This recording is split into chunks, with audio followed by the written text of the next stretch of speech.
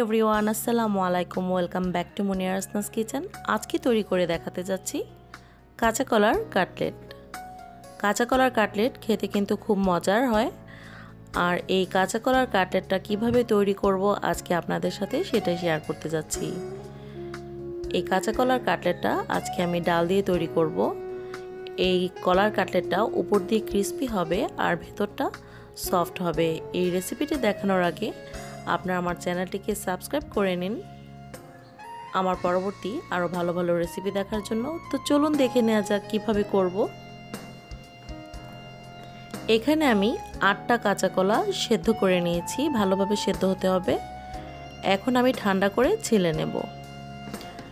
ঠান্ডা করে আমি কলাটাকে ছিলে নিয়েছি। এখন ভালোভাবে চটকে নিতে হবে যেন কোনো গুটি না থাকে। হয়ে গেছে। এখন আমি এর মধ্যে ডাল বাটা অ্যাড করব। এখানে খেসারি ডাল আর মসুরি ডাল মিলিয়ে আমি 1 কাপ ডাল বাটা নিয়েছি। ডালটাকে আগে ভিজিয়ে রেখেছিলাম, তারপর বেটে নিয়েছি। আমি সম পরিমাণ খেসারি ডাল আর মসুরি ডাল বেটে 1 কাপ পরিমাণ নিয়েছি। আর এখানে পেঁয়াজ কুচি নিয়েছি আধা কাপ পরিমাণ। একটা লেবুর টুকরো আমি রসটা দিয়ে দিচ্ছি, একটা লেবুর টুকরোর। এখানে 1/4 কাপ ধনেপাতা কুচি আছে, দিয়ে দিলাম।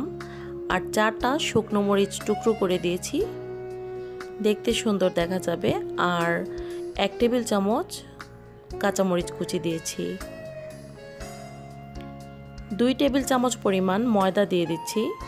আপনারা চাইলে এখানে চালের গুঁড়ো ইউজ করতে পারেন, আরও ক্রিস্পি হবে। লবণ দিয়ে দিলাম পরিমাণ মতো।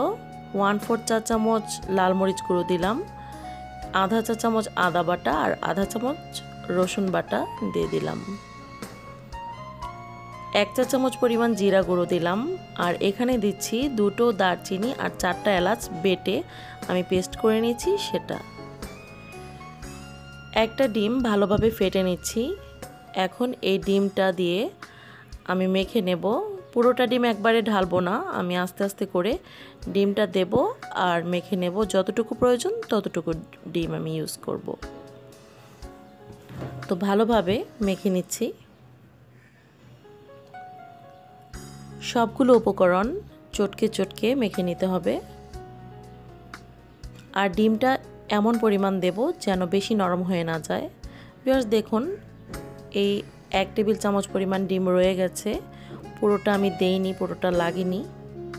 আপনাদের কম বা বেশি লাগতে পারে, আপনারা আপনাদের চাহিদা অনুযায়ী দেবেন যেন বেশি নরম হয়ে না যায়। এখন আমি তৈরি করে নিচ্ছি।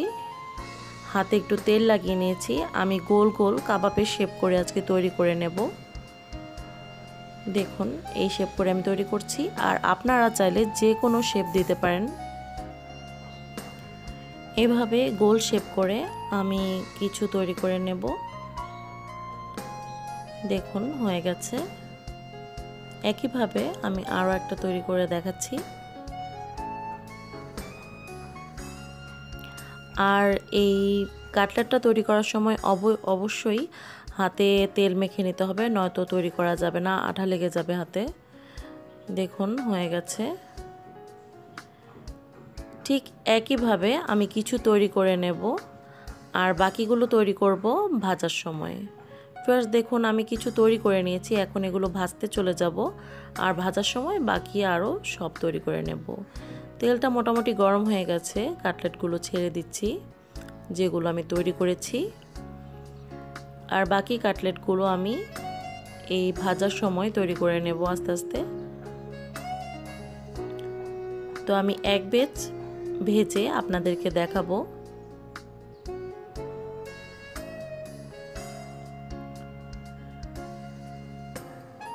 দিয়ে দিয়েছি। আর চুলোর আঁচটা মিডিয়াম থাকতে হবে। এখন খুন্তি দিয়ে এভাবে তুলে তুলে দিচ্ছি সবগুলো কাটলেট, যেন নিচ দিয়ে পোড়া না লেগে যায়। নয়তো নিচে দিয়ে লেগে গেলে দেখতে সুন্দর দেখা যাবে না আর খেতেও ভালো লাগবে না। এভাবে তুলে দিতে হবে। আর ননস্টিকি ফ্রাই প্যানে করলে এই সমস্যাটা থাকবে না। এক পাশ হয়ে গেছে, এখন আমি উল্টে দিচ্ছি। তো সবগুলো উল্টে দিয়ে আমি ভালোভাবে আবারও উল্টে পাল্টে লাল লাল করে ভেজে নেব। দেখুন আমি দুপাশই ভালোভাবে লাল লাল করে ভেজে নিয়েছি, এখন তুলে নিচ্ছি। একইভাবে আমি সবগুলো কাটলেট ভেজে নেব। তো চলুন পরিবেশন করে দেখাচ্ছি।